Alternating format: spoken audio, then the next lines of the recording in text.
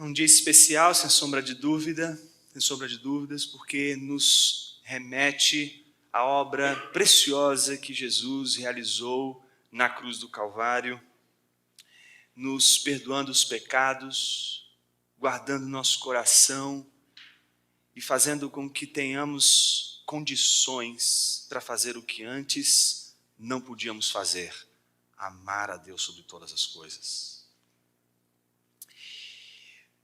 Antes da gente ler o texto e meditar mais sobre isso, deixa eu contar uma história para vocês. A história é a seguinte: imagine você que um dia uma professora resolveu ensinar para os seus alunos uma série de informações importantes sobre ciência, sobre a vida, o sentido da vida. E num determinado momento ela pede para que um dos alunos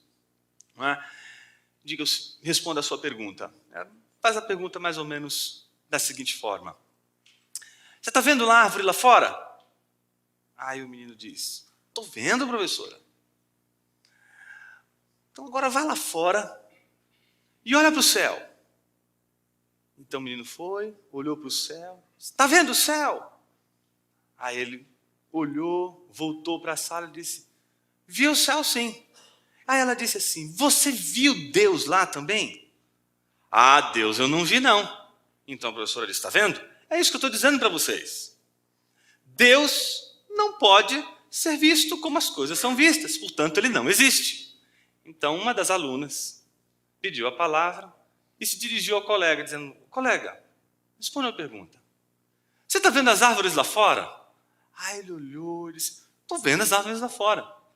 Aí você poderia sair? Ela falou assim: não, de novo? Falei: não, por favor, só mais uma vez. Aí ela foi, saiu, ele foi, saiu, olhou. Veja se tem o céu lá. Aí ela olhou, voltou. Sim, o céu está lá. Agora, você está vendo a professora? Aí ele falou: estou vendo a professora. E o cérebro dela, você está vendo? Ah, não estou vendo o cérebro dela não. Então é isso que a gente está querendo dizer hoje: a professora não tem cérebro. Porque nós não estamos vendo o seu cérebro. É óbvio que é uma piadinha tosca, mas ela serve no mínimo para lembrar o quanto a gente é preso ao que a gente vê, toca, sente e percebe. Como a gente é capaz de confiar de uma maneira mais intensa nas coisas que a gente vê do que nas coisas que a gente não vê. É uma maneira de a gente levantar um problema que é importante no contexto que a gente vive enquanto seres humanos: o problema da percepção. Como é difícil a gente viver sem percepção. Não é assim quando a gente está passando por lutas ou qualquer outra dificuldade? Se a gente se percebe só, é terrível. Mas se a gente percebe a presença de amigos, parece que a gente se acalma. É outra história, é outro universo.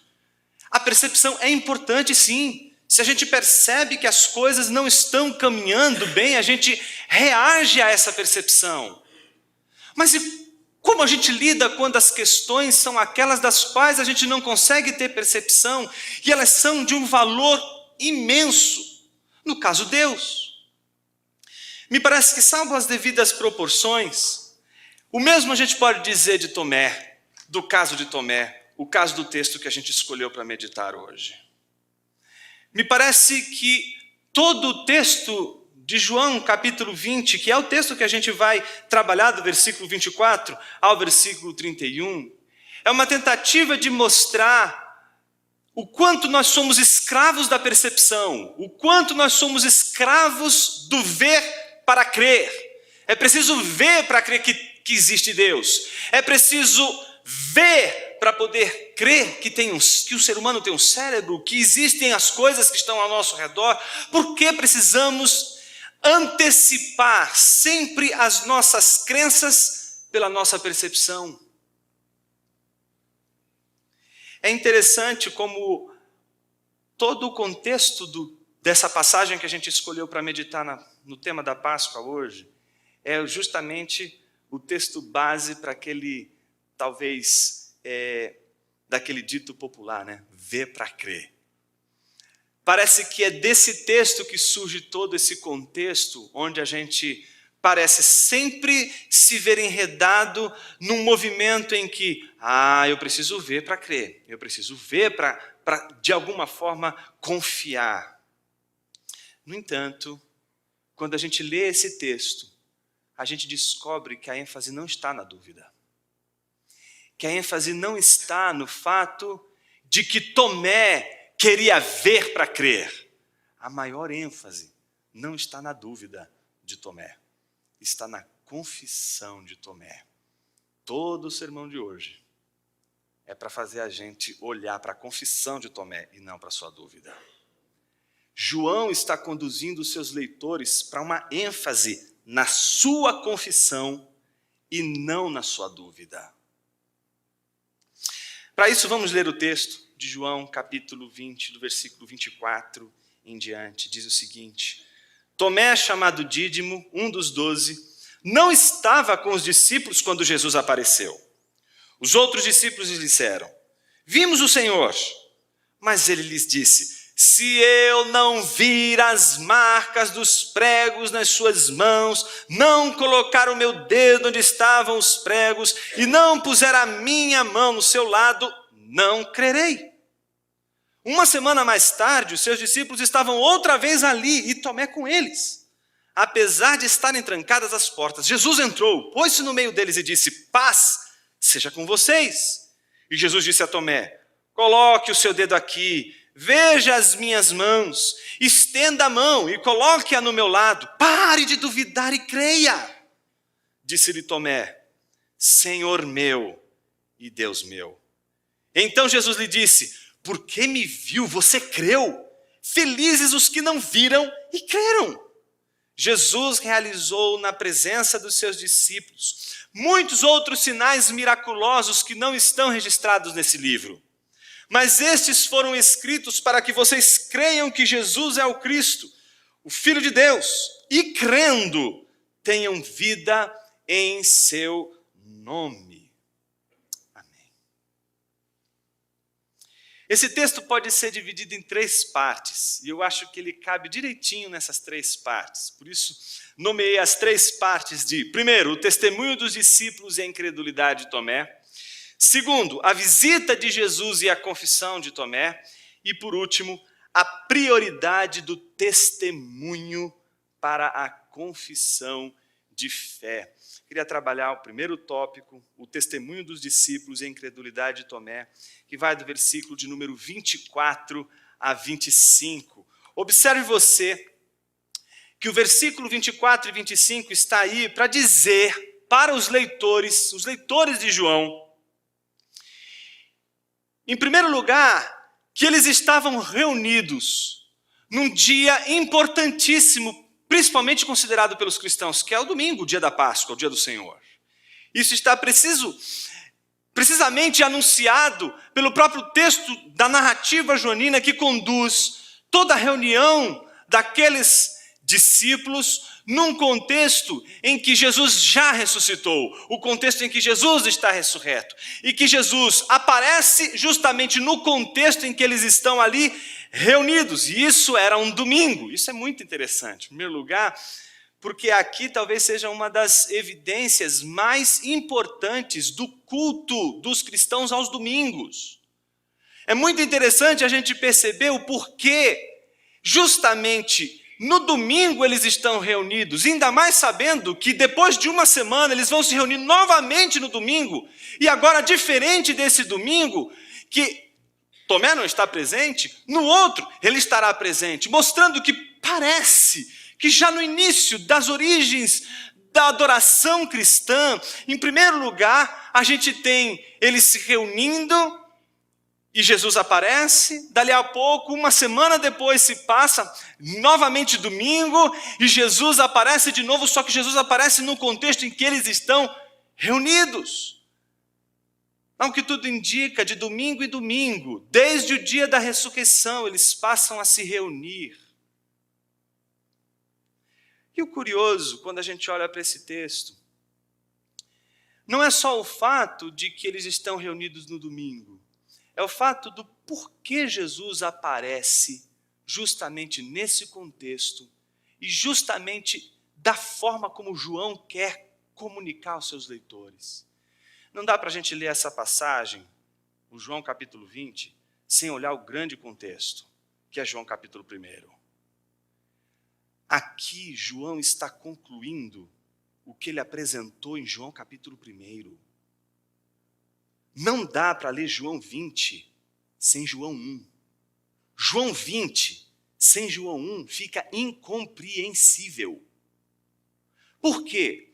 Quando a gente abre o prólogo de João, a primeira confissão que a gente vê é a confissão de que Cristo é o Verbo de Deus encarnado e, sobretudo, que Ele é o Filho de Deus. Do começo ao fim do Evangelho, João tem só um objetivo, não são 2, 3, 4, um objetivo. E o objetivo é defender o fato de que Jesus é Deus. Isso é no mínimo curioso. Curioso por quê? Porque a gente não para pensar o que significou para os discípulos a passagem do mestre para Deus. A gente olha para essa relação como se fosse simples. Mas porque nós já encaramos Jesus como Deus de uma maneira tácita. Mas imagine você que eles estão acostumados a olhar para Jesus e chamar Jesus de mestre, mas não a chamar Jesus de Deus. A grande pergunta é quando é que Jesus começou a ser cultuado, não a ser respeitado como mestre, mas a ser cultuado como Deus. Me parece que ao longo de todo o testemunho evangélico, os discípulos estão ali num caminho em que eles estão reconhecendo Jesus como Cristo, estão reconhecendo Jesus como mestre, mas ainda não conseguem reconhecer Jesus como Deus. Parece tão claro isso quando Jesus está diante dos seus discípulos, e um deles, chamado Filipe, diz assim: Senhor, mostra-nos o Pai. E Jesus olha para ele e diz assim: eu não estou te entendendo, eu estou com você há tanto tempo, e você não tem visto. Não sabeis que eu estou no Pai, e que o Pai está em mim? Crede ao menos por causa das mesmas obras. Tudo o que eu tenho dito pelo Pai que está em mim. Crede ao menos no testemunho do que tenho dito. Me parece que os discípulos não tinham com tanta clareza o fato de que eles estavam ali diante de Jesus. Ao menos não vemos os 12 ao longo de todo o trajeto se ajoelhando diante de Jesus e adorando a Ele, porque na verdade é isso que fazemos quando estamos diante de Deus. Diante de Deus não podemos ficar senão de joelhos, diante de Deus não podemos nos encontrar senão levantando as nossas mãos em adoração e cultuando, mas isso não acontece com os discípulos. Eles não cultuam Jesus, eles não adoram Jesus, eles não se curvam diante de Jesus, porque a revelação de Deus não aconteceu para eles do dia para a noite. Eles precisam descobrir que Jesus é Deus. E João faz questão de mostrar isso para a própria igreja. João não está escrevendo esse evangelho para outros discípulos. Jesus está escrevendo esse evangelho para uma igreja. Para uma igreja já formada. Para uma igreja que precisa saber quando é que Jesus foi reconhecido como Deus e foi adorado como Deus. E o marco que João quer mostrar, e que vai sentenciar de uma vez por todas o culto cristão, vai ser exatamente a ressurreição do Filho de Deus. É a ressurreição, a prova cabal, é a ressurreição, o ponto-chave, é a ressurreição, o clima total da apresentação que João vai fazer e oferecer de Jesus como Deus. É na ressurreição que João vai apresentar Jesus como Deus e vai mostrar o discípulo de Jesus o adorando como Deus. Então, esse texto não é tão simples assim. Ele não pode só estar falando da dúvida de um discípulo que um dia perdeu a sua confiança pelo fato do mestre ter morrido na cruz. João destaca sim a incredulidade de Tomé, mas ele destaca uma incredulidade na perspectiva de uma fé que dependia da experiência, que dependia do contato, que dependia da subjetividade. O que João está querendo ensinar para aquela igreja é que ela já não vai poder mais contar com o testemunho da subjetividade. Que ela não vai poder mais contar com o testemunho dos olhos. Que ela não vai mais poder contar com o testemunho do tato. De que essa igreja vai precisar contar com um testemunho apostólico, que essa igreja vai ter que começar a acreditar nas palavras dos apóstolos, que essa igreja vai ter que começar a acreditar naquilo que os apóstolos estão dizendo acerca de Jesus, de que essa igreja já não vai mais poder acreditar na sua própria perspectiva, de que essa igreja já não vai mais poder construir a sua maneira de ver Jesus, a partir da sua própria percepção de Jesus. Ela vai ter que confiar no testemunho apostólico, ela vai ter que confiar naquilo que os apóstolos estão dizendo acerca de Jesus. Note que eu estou dizendo para você exatamente um ponto fundamental para interpretar essa passagem. João está querendo ensinar o seu povo a caminhar na fé em Jesus como Deus, baseada no testemunho dos apóstolos e não na sua experiência, porventura, pessoal, subjetiva de Deus. É um grande desafio a leitura desse texto, porque hoje nós reduzimos a religião à experiência meramente subjetiva. Colocamos a religião ou a experiência religiosa numa espécie de clausura da subjetividade, das nossas percepções, do nosso ver, do nosso perceber, do nosso sentir. Como se o testemunho apostólico, como se o testemunho das Escrituras fosse secundário e fosse primário, sim, eu ter uma percepção de que Deus está aqui, eu ter uma sensação de que Jesus está aqui, eu ter um sentimento de que, de alguma forma, Deus existe. Se não tivermos, então, o sentimento de que Jesus existe, se não tivermos uma percepção, um calorzinho interno, para termos uma espécie de sinal a fim de acreditarmos que Deus existe, então, sinceramente, não teríamos condições de continuar a crer em Deus. É contra isso que João escreveu esse texto. É contra isso que João escreveu o Evangelho inteiro. Ele escreveu o Evangelho inteiro para dizer, gente, Jesus é Deus, e a autoridade maior para que a gente possa se apoiar é o testemunho dos apóstolos. Jonas, como isso se mostra no texto? Veja o que diz o versículo 24. Tomé não estava com os discípulos. Era domingo de Páscoa, eles estavam reunidos, mas Tomé não estava ali presente. Mas mesmo assim Jesus aparece. Só que o que acontece? Os outros discípulos, o que eles fazem? Testemunham. Eles não mostram Jesus. Eles não dão um pedaço da carne de Jesus, a gente arrancou um pedaço do dedão dele para você saber que ele está vivo. Não, eles não deram nenhuma evidência, não deram nenhum padrão evidente, não deram nada. Eles simplesmente testemunharam, eles simplesmente disseram, vimos o Senhor. Mas o que Tomé lhes disse? Se eu não vir as marcas dos pregos nas suas mãos, não colocar o meu dedo onde estavam os pregos e não puser a minha mão no seu lado, não crerei. Se você acha que é cético, né, é porque você ainda não encontrou Tomé. Aliás, eu acho que Tomé deve ser sempre aquele discípulo de Jesus que a gente deve ler quando a gente está atravessado por dúvidas, porque acho que ninguém é tão cético quanto Tomé. A pergunta é por quê? Veja, não é só a questão de ver. Ele poderia simplesmente ver Jesus, mas ele não quer só ver, ele quer pôr o dedo. Lembra lá do quadro do Caravaggio? Belíssimo quadro que está ali, não é? O lado de Jesus aberto, ele está ali, querendo pôr o dedo, ele quer tocar. Não é só do âmbito da visão, é da percepção, é da subjetividade, ele quer perceber Jesus. Eu acho que muitos irmãos querem perceber Jesus no sofrimento. Eu acho que muitos irmãos querem perceber Jesus no dia mau. Eu acho que muitos irmãos querem ver Jesus na hora do luto. Por isso talvez eles sejam como Tomé. Na hora da ausência, eu quero te ver. Eu quero te tocar. Eu não quero que alguém me diga que Deus existe e está cuidando de mim. Eu quero ver Ele cuidando de mim. Eu não quero que alguém me diga, olha, eu sei que está difícil, mas o Deus Todo-Poderoso cuida de você. Ele está com você. Não, eu não quero ouvir isso. Eu não quero testemunho. Eu quero ver.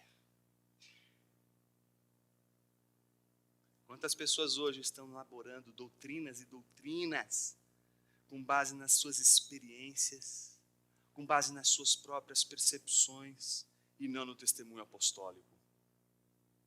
A gente basta ligar a televisão e a gente vai descobrir.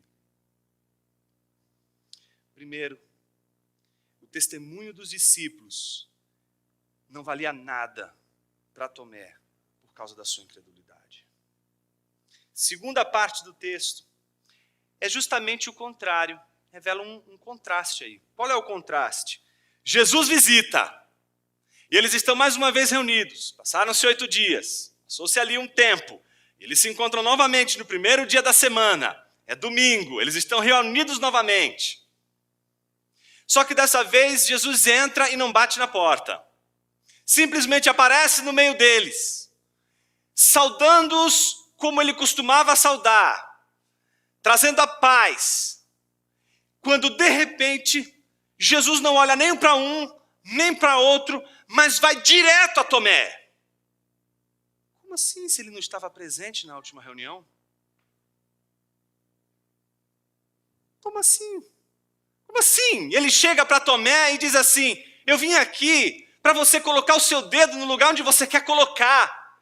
Eu vim aqui para mostrar para você o que você quer ver. Como assim? Como assim você está sabendo? Você estava lá?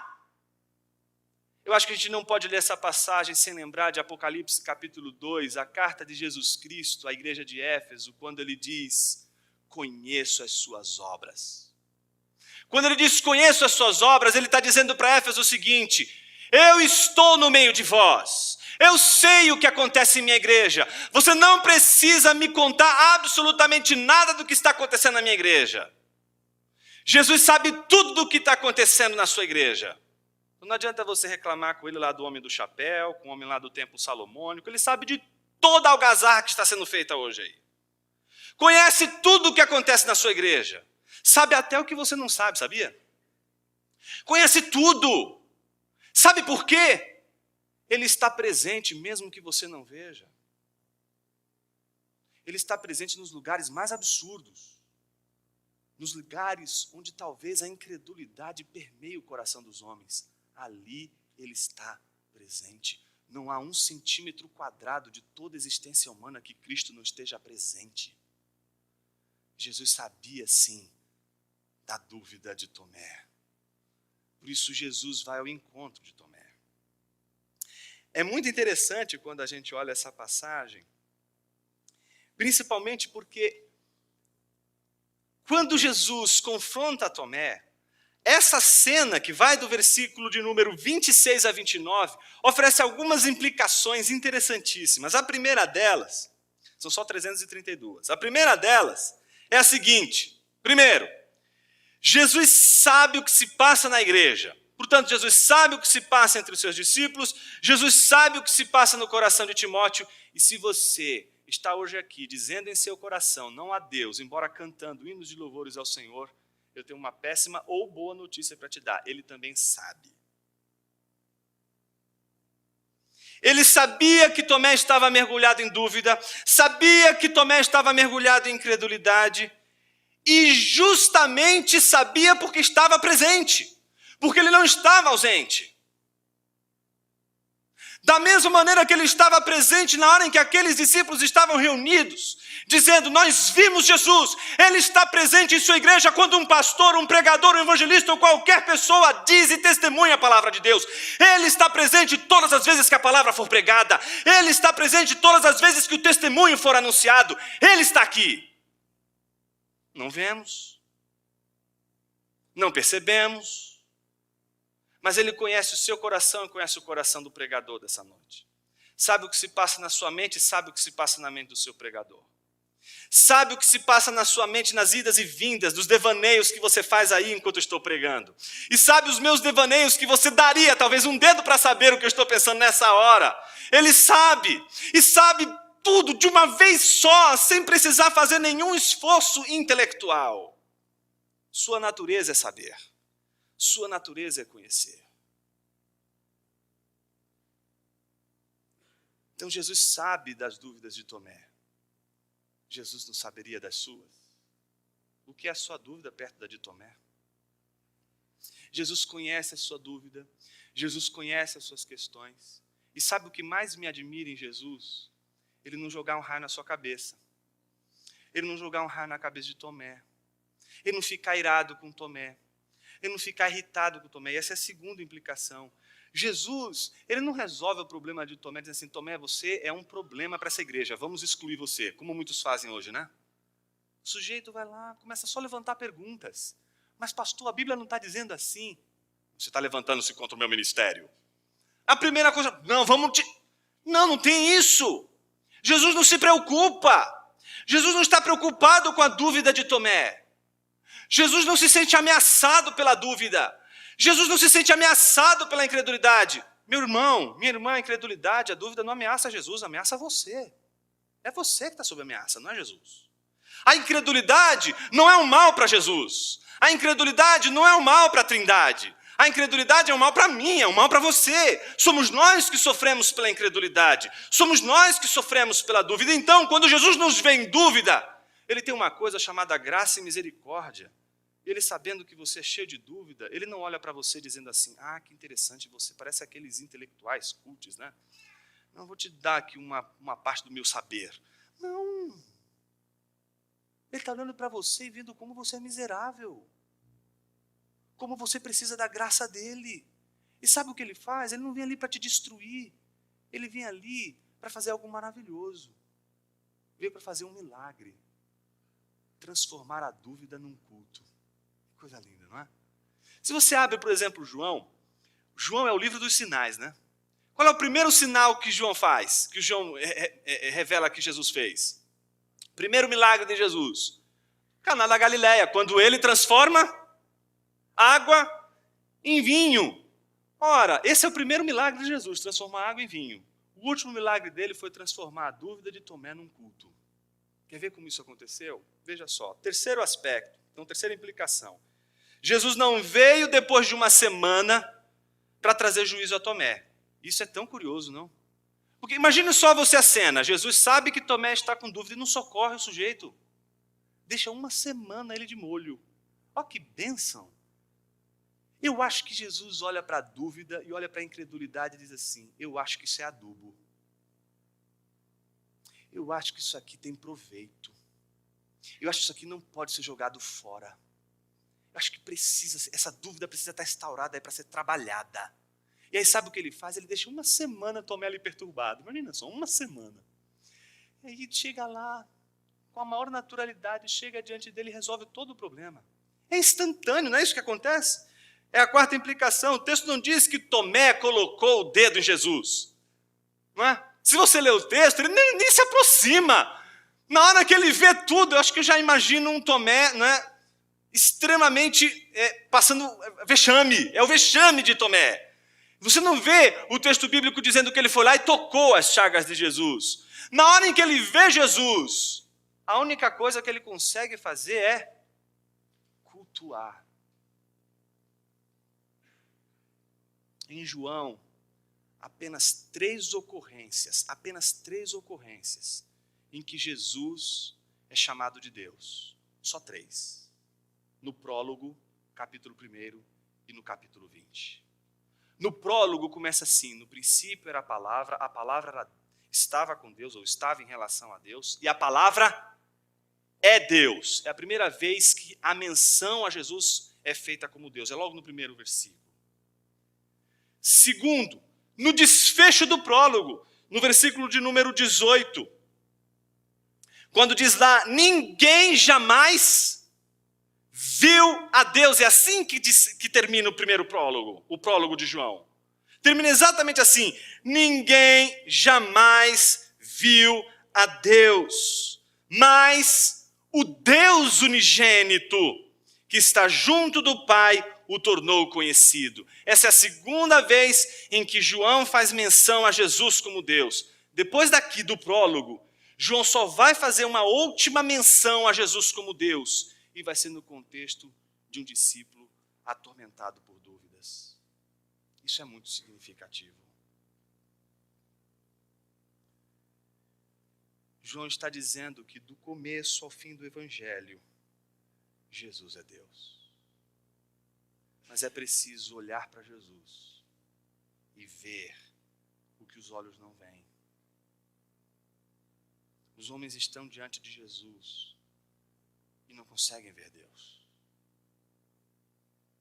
Eles olham para Jesus e acham que Jesus é um mestre, como talvez muitos de nós.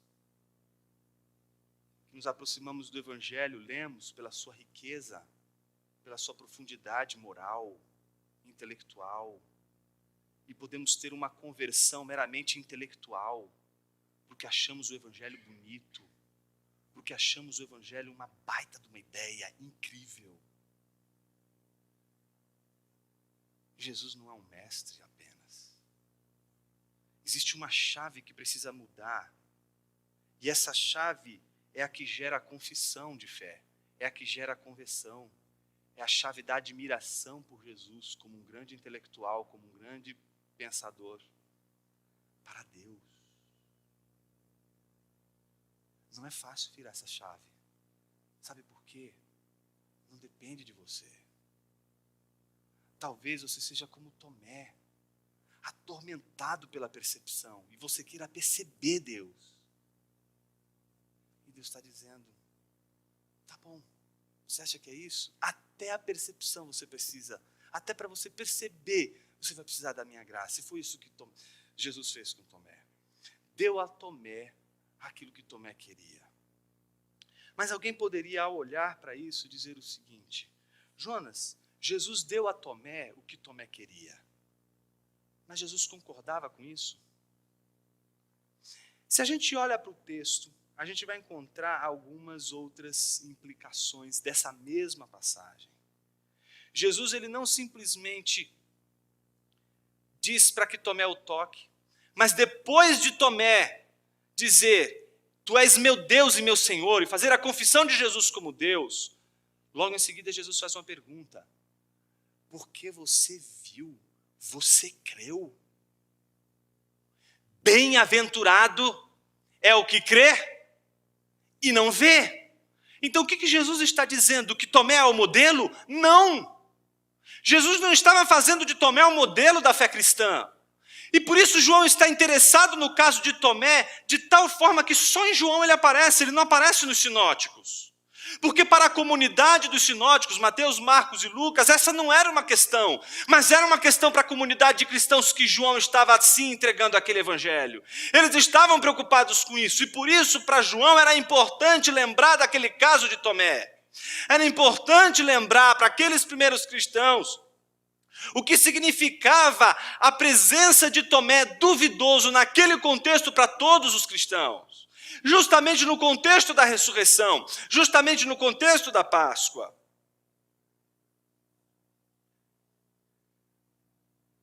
É interessante quando a gente vendo essa implicação descobre que naquele exato momento em que ele enxerga as chagas de Jesus, ele confessa, mas ao mesmo tempo Jesus reage, justamente para chamar a atenção de todos os que estavam ali presentes.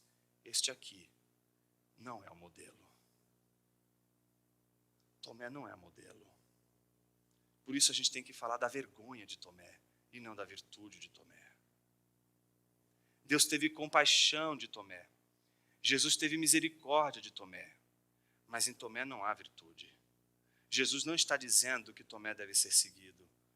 Pelo contrário, as palavras que Jesus usa são aquelas palavras que ele usou no Sermão da Montanha, que abriu o Sermão da Montanha, dizendo: felizes, bem-aventurados, a palavra macários, ou macarioi, que é no plural aqui, bem-aventurados, felizes são. Felizes são quem? Não aqueles que vêm para crer, mas o contrário, aqueles que creem, sem ver. E de quem João está falando? João está falando justamente daqueles que estão ali, da igreja de Jesus. Está dizendo para eles: vocês têm algo muito importante, vocês têm algo valioso, e este algo valioso não é o corpo ressurreto de Jesus, mas é o testemunho acerca desse corpo ressurreto de Jesus. Este testemunho não pode ser desvalorizado, esse testemunho não pode ser perdido. Vocês não podem abrir mão do testemunho, do valor do testemunho dos apóstolos.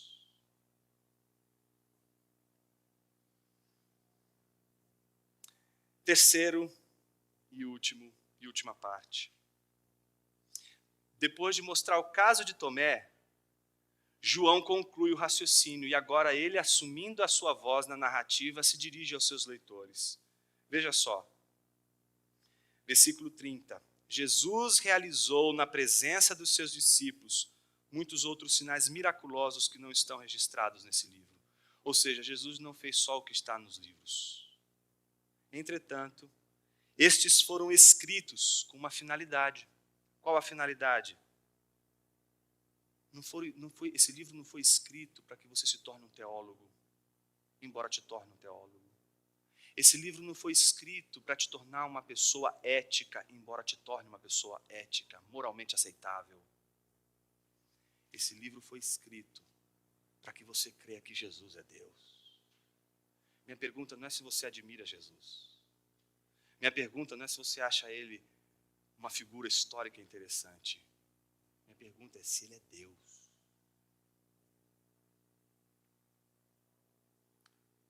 Mas estes foram escritos para que vocês creiam que Jesus é o Cristo, o Filho de Deus, e crendo, tenham vida em seu nome.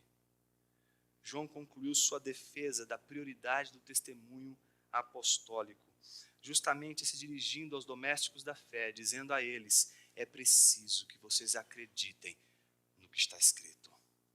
É preciso que vocês acreditem no testemunho acerca de Jesus, porque ele é exatamente o meio pelo qual vocês poderão vir a crer.